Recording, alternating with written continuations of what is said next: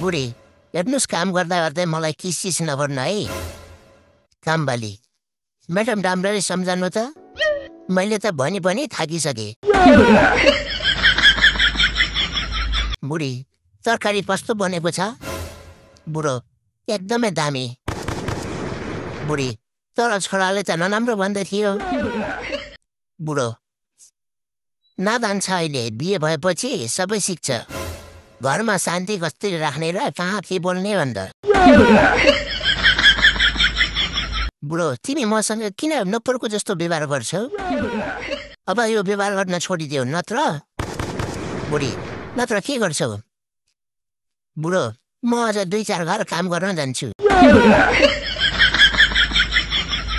बुढो I love you बुढी I love you to बुढो आई लभ यु बुढी आज दिदिन शान्त भएर सुत एकजना झडा राति चिल्लाउँदै थियो मेरो गायब भयो भनेर जुरुक्क बुढी उठ्छ अनि एक झापट दिन्छ त्यसपछि त्यसैले त भन्छु धेरै नखाऊ भनेर चुपचाप मेरो चड्डीबाट हात निकाल त तपाईहरुको बुढाबुढीको जोक छ भने कमेन्ट गरिदिनु होला है त यस्ता रमाइलो भिडियो हेर्नको लागि नेपालीको च्यानललाई सब्स्क्राइब गरिदिनु होला